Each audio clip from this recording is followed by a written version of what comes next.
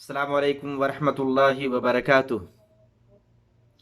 الحمدللہ رب العالمین والصلاة والسلام علی اشرف الانبیاء والمرسلین نبینا محمد وعلی آلہ وصحبہ اجمعین، اما بعد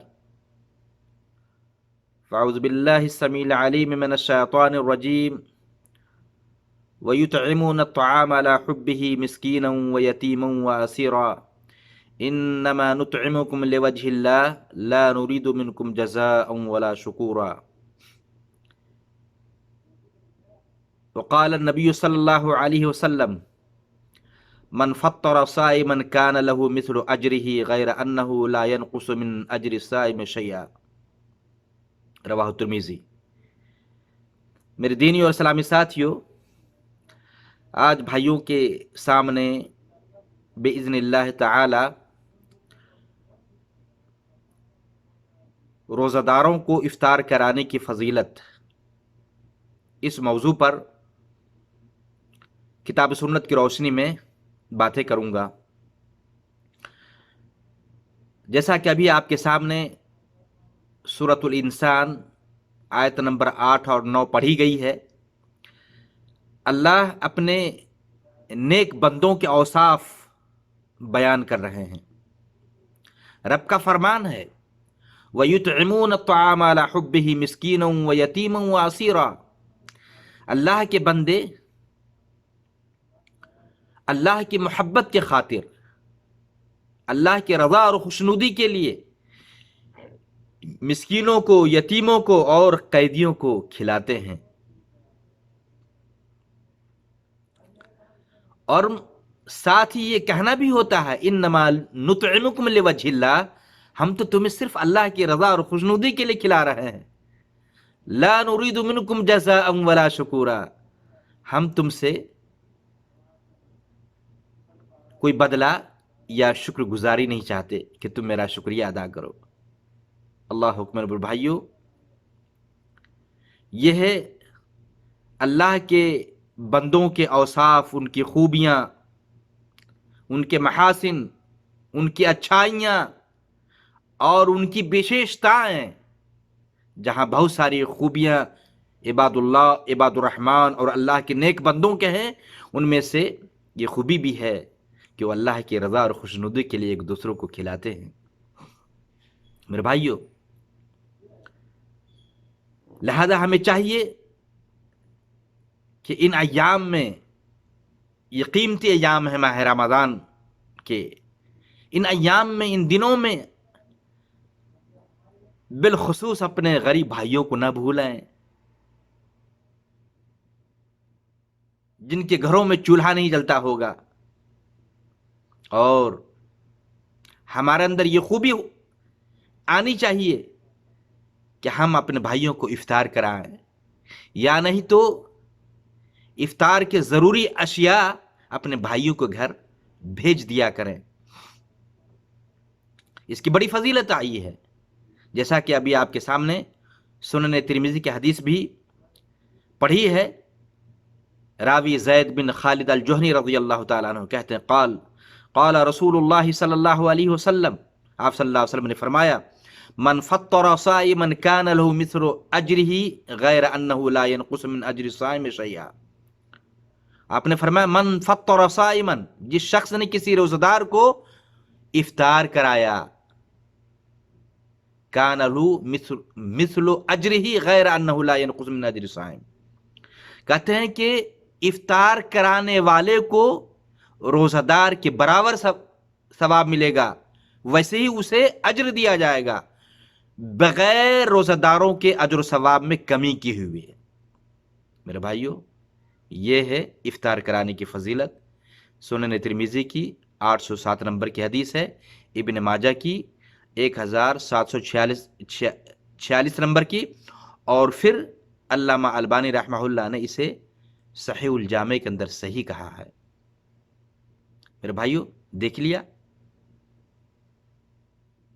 کہ بغیر روزہ داروں کے ثواب میں کمی کیے ہوئے روزہ داروں کو افطار کرانے والوں کو اللہ تعالیٰ اجر و ثواب سے نوازے گا۔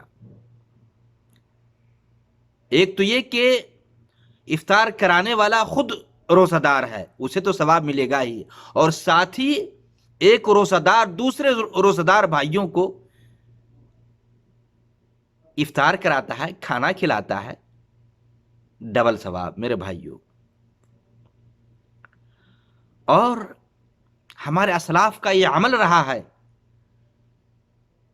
عبداللہ بن عمر رضی اللہ تعالیٰ عنہ، مالک بن دینار، احمد بن حنبل، یہ روزہ داروں کو افطار کیا کرتے تھے، افطار کروایا کرتے تھے۔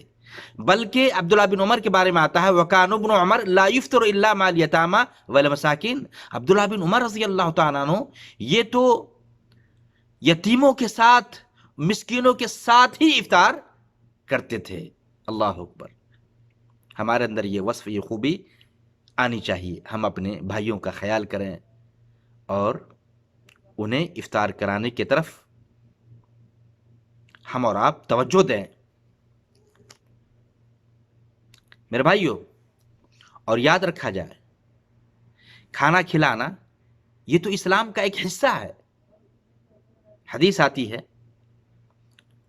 راوی عبداللہ بن عمر رضی اللہ تعالی عنہما ہیں، کہتے ہیں ان رجلا سأل النبی صلی اللہ علیہ وسلم، ایک شخص نے نبی پاک صلی اللہ علیہ وسلم سے سوال کیا، پوچھا ای الاسلام خیر، اے اللہ کے نبی کون سا اسلام بہتر ہے، کون سے مسلمان بہتر ہے؟